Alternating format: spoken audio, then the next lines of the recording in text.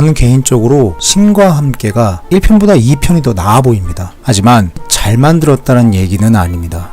스토리를 너무 늘리고 또 나레이션이 많아서 지루한 감이 있었던 건 사실이에요. 하지만 이야기의 인과성이나 후반부에 나오는 적당한 심판은 1편의 쥐어짜기식보다는 나아 보였습니다. 이번 신과 함께 인과 연을 보면서 김영하 감독에 대해서 다시 한 번 더 생각하게 됐는데, 사회적 약자라던가 혹은 그런 사회적 약자에 대한 통찰, 그리고 그것을 영화로 보여주는 그 능력이 가장 높은 사람이 바로 김용하 감독이 아닌가 하는 생각을 하게 됐거든요. 2003년도 오브라더스라는 영화를 보면은 지체장애를 가진 동생과 불륜 사진을 찍어가면서 삶을 연맹해 나가는 형 사이에 일어나는 희노애락을 유쾌하게 그린 적이 있습니다. 즉 사회적 약자들에 대한 이야기를 만든 거죠. 근데 2006년도 미녀는 괴로워에서 역시도 엄청난 실력을 가지고 있음에도 사회적 편견 때문에 차별을 받는 여성에 대해서 보여줬었고, 2015년도 국가대표는 입양아를 중심으로 영화를 만들었어요. 물론 국가대표는 논란이 많은 작품입니다.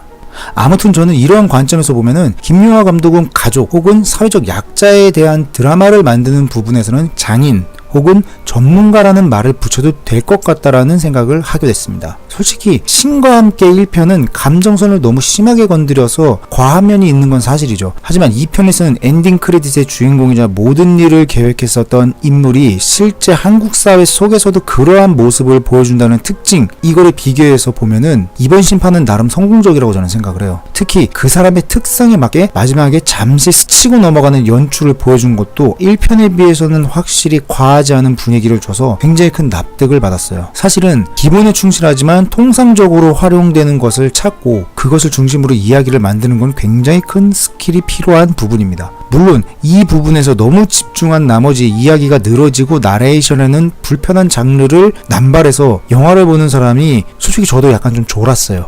이러한 상황들을 만든 건 큰 패착이긴 합니다.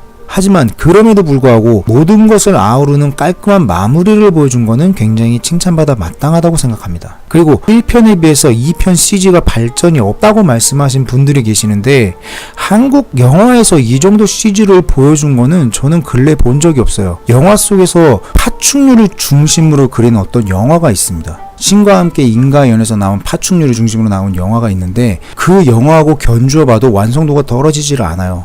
저는 이 정도 기술력을 보여준 거는 엄청나다고 생각해요. 물론 그걸 또 보고 있으면은 그 영화가 떠오르기도 해요. 그래서 일부러 약간 오마주 느낌을 보여준 것 같아서 이것도 연출적으로 상당히 좋았어요. 뿐만 아니고 불 표현이라던가 물 표현 시도 굉장히 높았습니다. 애국 마케팅으로 훗날 비난을 받았던 디워 역시도 한국의 CG 시장이 엄청난 발전을 줬으니까 이런 것들은 부정할 수가 없다라는 거죠. 신과 함께 역시도 마찬가지입니다. CG 기술은 흠잡을 데가 없어요. 업그레이드가 되지 않은 것 뿐이지 이 정도 CG는 한국에선 거의 최상급입니다. 그래서 저는 개인적으로 신과 함께 인과 연을 보고 있으면 한국에서 이 정도 스토리, 이 정도 CG 칭찬받아 마땅하다고 생각해요. 누군가의 도전이 비록 완벽하지 않더라도 그 도전이 일정 수준 이상으로 무언가를 보여주면은 당연히 저는 박수를 쳐야 된다고 생각을 하는데, 신과 함께는 그거를 보여줬어요. 물론 2편만요.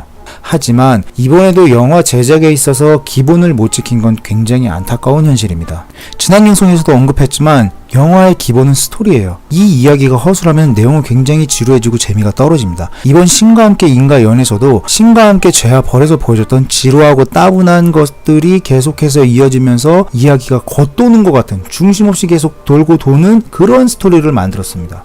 특히 이번 시리즈는 지옥과 3차사들의 과거 이야기가 함께 진행되면서 굉장히 왔다 갔다 거리는 모습을 보여줬어요. 그래서 한쪽에서는 과거 이야기라고, 한쪽에서는 재판을 보여줬는데, 문제는 중심 이야기가 서브 이야기 배분에 실패한 것처럼 보였어요. 물론 이거는 감독의 노림수이긴 해요. 하지만 그 노림수가 스토리 전체, 영화 전체에 지루함을 넣었다는 거예요. 그게 위에서 언급했었던 지나친 나레이션입니다. 이런 나레이션 때문에 큰 실패를 맛본 영화가 있어요. 군도요. 저는 개인적으로 군도 나레이션 굉장히 재밌게 봤거든요. 왜냐면은 군도 나레이션 방식이 게임에서 배경을 설명해주는 나레이션 방식과 유사했기 때문에 굉장히 친근감이 있었어요. 그런데 계속 반복되다 보니까 도대체 언제까지 할 거지라는 질문이 머릿속에 나오더라고요. 신과 함께 인가연도 군도하고 마찬가지예요. 물론 상주신 입을 통해서 3차 사의 과거를 옛날 이야기 들려주는 것처럼 전달했고, 이 이야기를 들은 허춘산의 손자 현동이 어떤 행동, 리액션 등을 보여주면서 의미를 좀 부여하긴 했어요. 그런데 저는 그걸 계속 보고 있으니까 왜 북치고 장구치고 다 하지? 이런 느낌을 받았어요. 소소한 개그 요소나 개연성, 그리고 그 개연성의 마무리는 전부 좋았는데, 두 개의 이야기를 분리시키고 그걸 하나로 합치는, 그리고 그 합치는 매개체를 감독이 손수 나서서 하나부터 열까지 다 나열했다는 거예요. 즉 감독이 현동인 거예요. 그러다 보니까 재미가 없어요. 그래서 이 영화의 패착은 현동, 그리고 감독이 모든 걸 얘기해 주려고 했었던 것. 미션 임파서블 시리즈를 예를 들어서 말씀드리면, 다양한 미션 속에 의미를 계속해서 부여하지만 미션과 미션 사이를 이해하고 즐기는 건 관객이 몫이거든요. 방송국에서 방청객들을 동원해서 웃음을 남발시키는 경우가 있는데, 이 경우에도 프로그램이 재미있으면 같이 웃지만 재미없으면 소음으로 치부돼요. 신과 함께 인가연에서는 어린이의 천진난만한 모습과 그리고 이 캐릭터가 보여주는 리액션을 통해서 뭔가 보여주려고 했는데 오버스러웠다. 저는 이렇게 정리하고 싶습니다.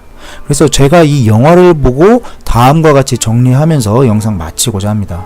음식의 풍미는 손님이 스스로 느껴야 한다. 요리사의 재료 소개는 그 다음이다. 이렇게 한 줄 평 이야기 드리면서 영상 마치도록 하겠습니다. 긴 영상 봐주셔서 감사합니다.